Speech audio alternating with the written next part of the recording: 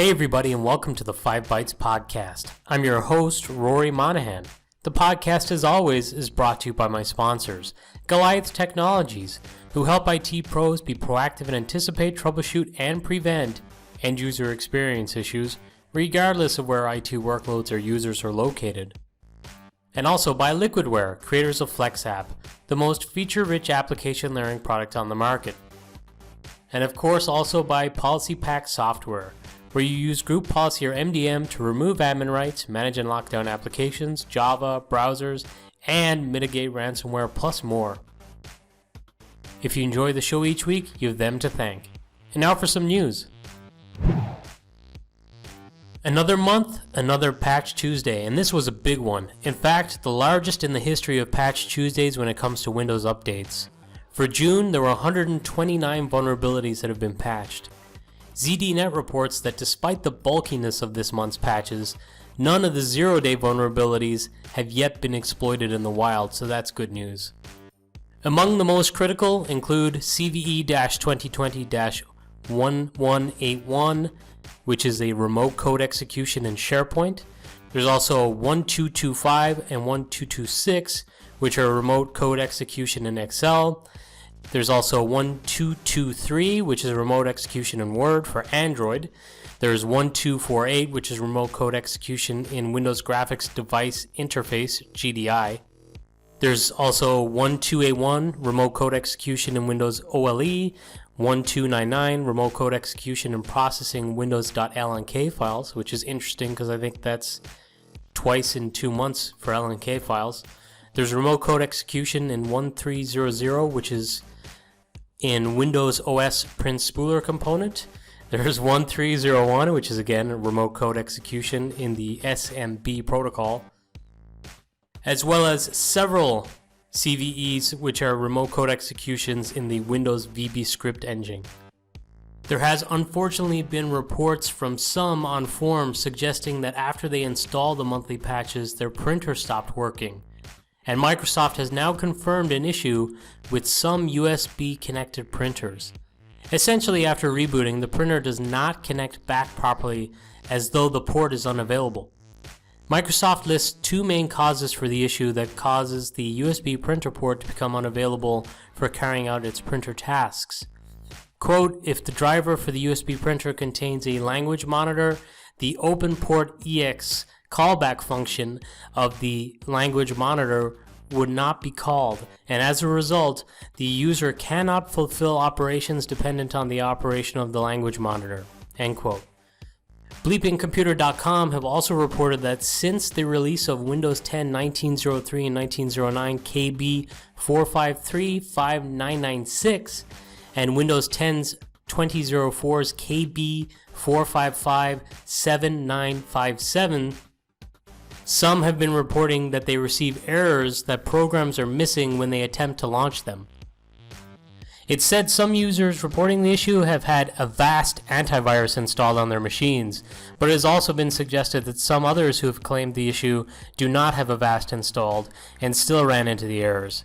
If you are encountering the problem, you can change a .exe values in the IFEO registry values on your machine, and BleepingComputer.com have provided a really handy batch file that can reset these values on bulk to correct the values.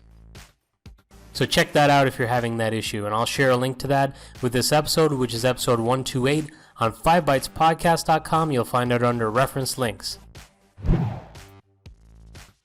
Adobe have also published patches for 4 critical vulnerabilities. 3 of the vulnerabilities are in Adobe FrameMaker. The FrameMaker product's vulnerabilities are tied to a lack of proper validation of user data inputted, which could also allow for malicious code to be inputted. There are also multiple memory-related bugs. As covered on the podcast, is actually the most common form of vulnerability, which was news to me a couple of weeks ago, but now that it's popping up in these CVEs, I guess it makes a lot of sense. Probably of more concern in the enterprise at least, Flash Player also has a critical vulnerability, CVE-2020-9633. A successful exploitation could lead to arbitrary code execution in the context of the current user. So it's your classic remote code execution. There are also several other high-level but not critical vulnerabilities that should be considered for patching too. So, no matter what, just patch, make sure you're on the latest versions. And the misery keeps rolling on. Vulnerabilities have been identified in Citrix Workspace app and receiver for Windows that could result in a local user escalating their privilege level to administrator during the uninstallation process. The issues are labeled with CVE-2020-13884 and 13885. This does not affect macOS or Linux users. A new version of Citrix Workspace app for Windows has been released, and Citrix strongly recommends that customers upgrade Workspace app to version 19.12 or later via auto update or by directly running the installer. Customers using Citrix Receiver are strongly recommended to upgrade to the Citrix Workspace app, which in my experience can be pretty challenging because there have been somewhat significant changes in how it handles certain things. So, even though this is a pretty important one to patch at this time of the recording, there are no known attacks in the wild, and really you'll want to test out the latest version of the Citrix Workspace app in your environment and get a good sample of machines too. Don't just rely on like maybe 10 machines, because you want to make sure for certain that there's not going to be any pop-ups or anything like that that could disrupt your users. VDI hacker himself, Patrick Coble, also states that this is one that you'll definitely want to patch. So I trust his advice, and just by the sounds of it, it's one that I wouldn't ignore either. And for you VMware Horizon customers, a new version of the VMware Horizon client has been released, version 5.4.3, which fixes a privilege escalation vulnerability. It's listed as CVE-2020-3961, but at the time of this recording, the CVE is just a reservation and no further details are available. The last time I saw one of these that was announced and the new version or the new release was put out here, an exploit was only maybe 2 or 3 weeks away after that fact. So if you're using the VMware Horizon client, you'll want to get onto the latest version. And if you're unfortunately supporting a really old version like 5.5 and the new version of the client doesn't work, you may want to get upgrading your Horizon environment. Well, with that in the way, in some good news, ZDNet reports that the latest macOS updates contain a battery health management feature that may give your Mac's battery a longer life. The battery health management feature collects data about your usage and can use this to reduce your battery's maximum charge, which is a key factor in chemical aging, and instead choose a level that's optimized for your usage specifically. So if you are someone who keeps your MacBook plugged in a lot of the time, you might notice that with this new feature enabled, the battery doesn't charge all the way to 100%. And that makes sense because if you keep it plugged in a lot and you're keeping it charged 100% and it's just clocking over and over and you're never really depleting the battery, you're going to kill the life expectancy of that battery by keeping it plugged in like that. So they're taking some more proactive measures to ensure the life of that battery as long as possible. And if you want your battery to charge to the brim every time, then you'll need to disable this feature, and that is possible. And I'll share a link to that story which goes through how you can disable it too. Bloomberg this week reported on rumors that on June 22nd at WWDC, Apple may unveil their move to ARM processors. I've covered this rumor multiple times over the last 2 years. It would see Apple moving away from using a third-party processor and moving to a new ARM processor that's their own proprietary processor of sorts. The new processors will be based on the same technology used in the current Apple-designed iPhone and iPad chips. This will be the first time in the 36-year history of the Mac that Apple-designed processors will power these machines. It has changed chips only 2 other times in history. And while the rumors have been going around for years, there's now this rumor of an actual date for an announcement, but the article also suggests that the announcement could be pushed back, as the Macs with the ARM chips could still be months away from shipping. Apple tends to keep these things close to their chest until the machine's ready to be shipped and sold, so I guess we'll have to wait and see. Silicon Republic have reported that Honda got hit with a cyber attack on Monday. They quickly told employees not to access their laptops and even shut down their automotive manufacturing plants. It said that most returned to work on Tuesday, but other locations, including plants in Brazil, India, Turkey, and the US, took longer to reopen.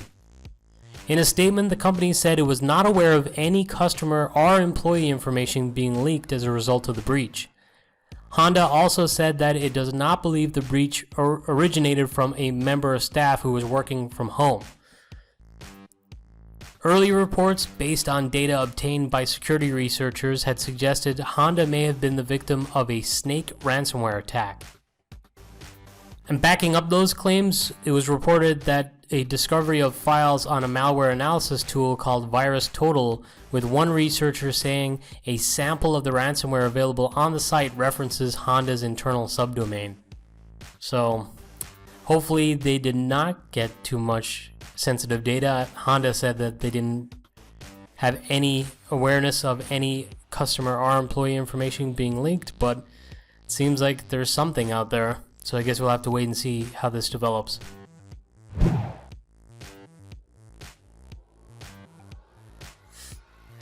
Applications are now open for the VMware vExpert program again. If you or anyone else you know would be a good candidate, apply to join a really awesome group.